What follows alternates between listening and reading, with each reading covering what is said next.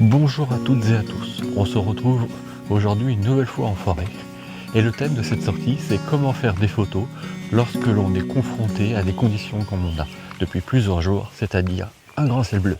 Allez, c'est parti.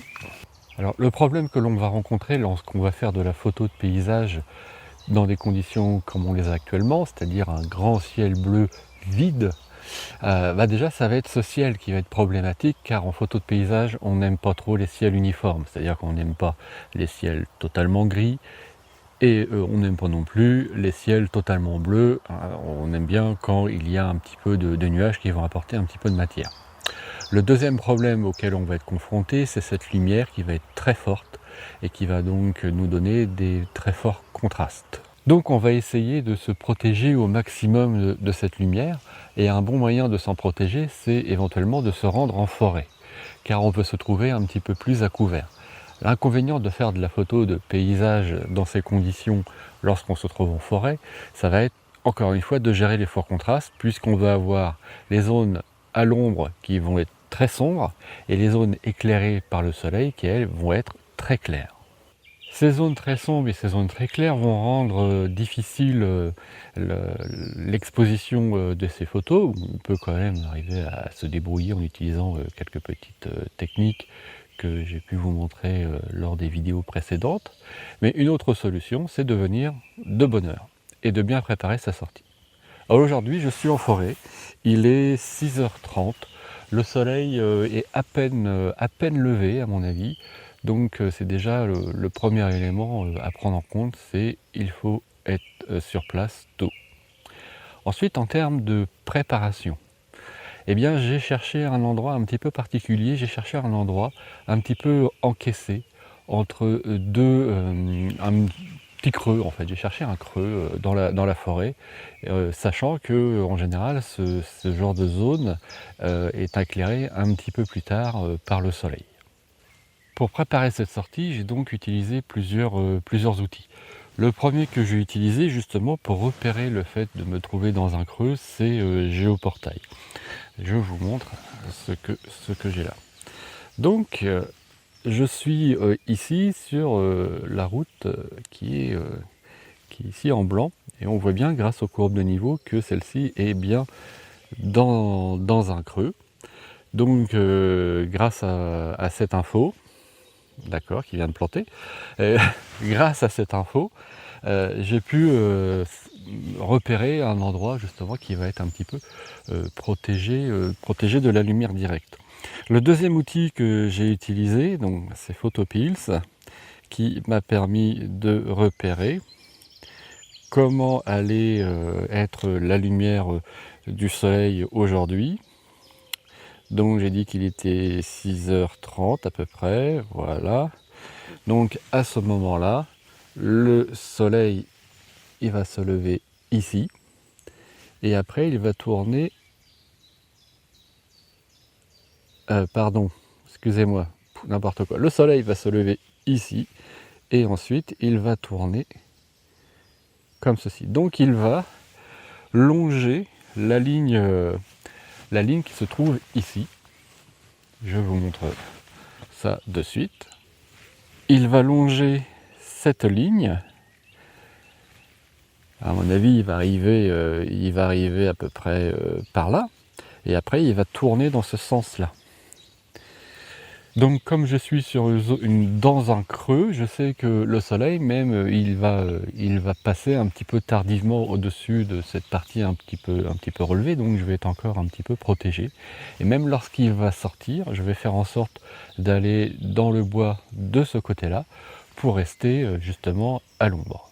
Dernier petit point d'explication avant de commencer à chercher quelques images, je vais peut-être m'atteler à chercher justement des photos qui vont tourner autour de détails, soit de la végétation ou des arbres qui ressortent parmi les autres. Alors, on a terminé avec ces petites explications d'introduction. Maintenant, il suffit de partir à la recherche d'images.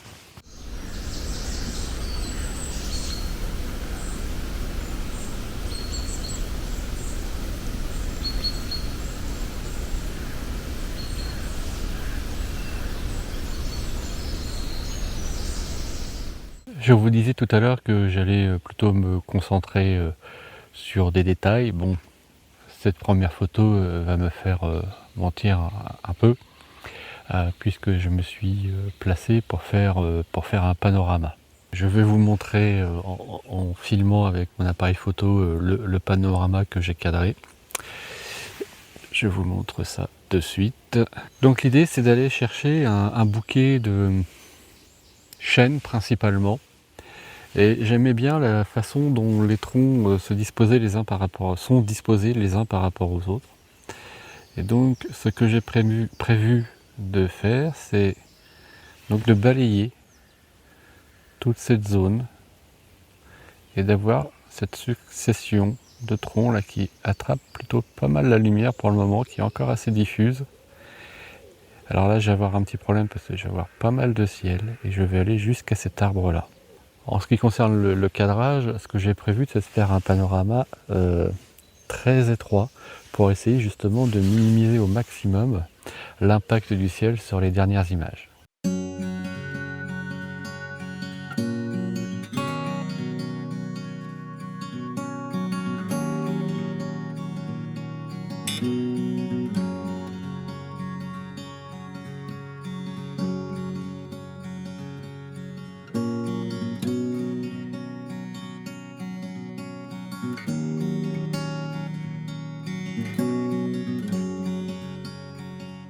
J'interromps brièvement cette vidéo pour vous informer que j'organise un nouvel atelier le vendredi 26 août sur la plage de Senneville-sur-Fécamp. Et cet atelier aura pour thème la photo de coucher de soleil sur la plage.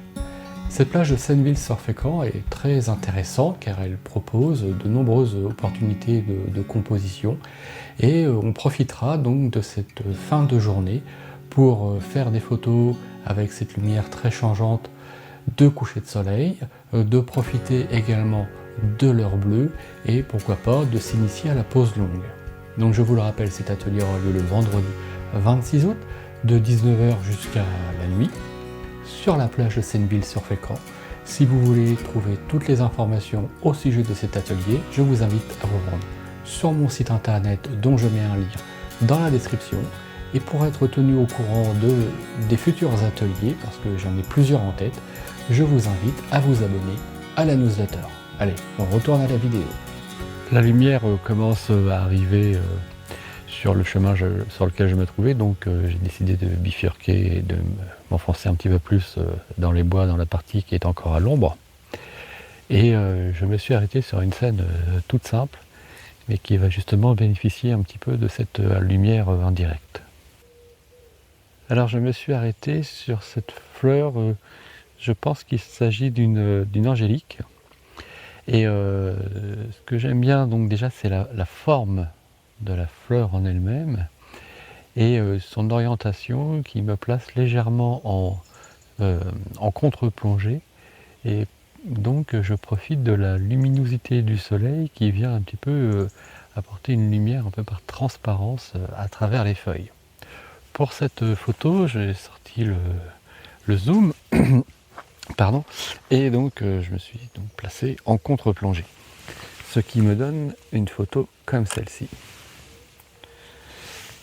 Je suis donc à environ 150 mm, j'ai cadré assez serré sur le bouquet en conservant les fleurs qui ne sont pas encore ouvertes et en mettant en plein centre la fleur qui est actuellement ouverte et donc qui est éclairée par la lumière qui descend du ciel comme ceci. La contre-plongée est également intéressante car elle permet de bien mettre en valeur la structure des tiges qui partent de la tige principale. Au niveau des réglages, je suis en mode manuel, je me suis mis à f13, ISO 200 pour pas avoir un temps de pause trop long, je suis déjà à 1 seconde et j'ai fait très attention au niveau de ma mise au point. À f13, j'ai à 150 mm, je suis à peu près à 2 mètres du sujet. À f13, j'ai une profondeur de champ assez réduite, de l'ordre de mémoire environ 13 cm, je crois, 11 ou 13 cm. Donc c'est assez réduit, ça couvre quasiment la taille de la fleur, j'imagine. Et j'ai fait le point en haut, là, sur la partie blanche des fleurs. Alors, elle ne sera pas totalement nette, ça c'est pas ce qui me gêne. mais la partie des fleurs devrait l'être suffisamment et on a un joli arrière-plan bien flouté, même en étant à f13.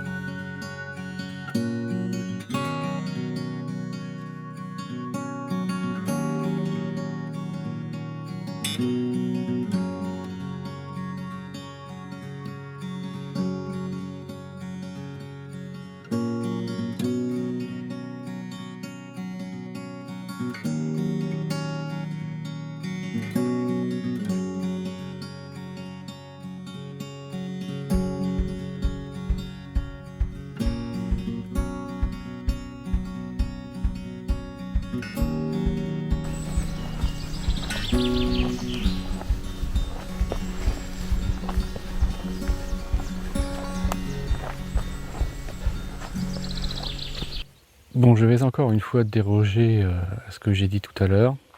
Je ne peux pas résister au fait d'avoir cette belle lumière matinale qui vient et qui commence à éclairer une partie de la forêt. Elle n'est pas encore trop forte, donc c'est le moment d'en profiter. Je vous montre sur l'écran de l'appareil l'image que je suis en train de préparer. Donc j'ai voulu profiter de la lumière qui arrive sur cet ensemble de pins en arrière-plan et qui m'apporte un joli contraste entre les zones qui restent encore à l'ombre au premier plan. Donc j'aime bien, ça donne vraiment une bonne profondeur à la scène et la lumière n'est pas encore trop forte. Donc les parties les plus claires ne sont pas totalement cramées et j'ai encore des zones un petit peu jaune-orangé sur le tronc des sapins. La lumière est en train de changer très rapidement, donc j'ai déjà fait une photo juste avant de commencer cette partie vidéo, pour être sûr d'avoir une lumière encore pas trop prononcée. Là c'est encore le cas, je vais probablement faire une deuxième prise. En ce qui concerne cette photo, je me suis mis en contre-plongée, ce qui va accentuer aussi l'impression de grandeur des arbres. Et je suis à f9, ISO 200, ce qui me donne une vitesse au 1/8. Je pense même que je pourrais peut-être descendre à ISO 100. Donc une vitesse au 1/4. Il n'y a vraiment pas de vent aujourd'hui. Je suis à f9. J'ai fait le point à peu près vers le tiers de l'image, et ce qui va m'assurer une profondeur de champ largement suffisante. Je ne suis pas à 24 mm, je suis à peu près à 40 mm. Et j'ai maintenant un temps de pause, donc je vous l'ai dit, au quart de seconde. Et c'est parti. Je vous montre l'image.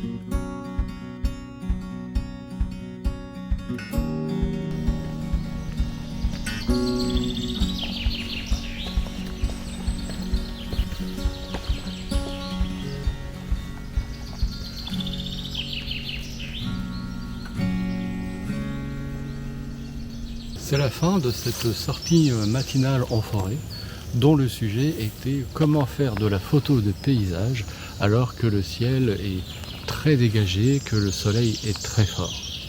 Eh bien, le premier conseil que je peux vous donner, c'est de venir tôt. Je reconnais que ce n'est pas toujours évident en cette période de l'année de devoir se lever très tôt pour profiter des lumières matinales, je le sais parfaitement parce que j'ai aussi beaucoup de mal à me lever très tôt pour faire des sorties. Mais c'est quand même le point le plus important. En arrivant de bonne heure, vous pouvez être sûr d'échapper à la lumière trop forte.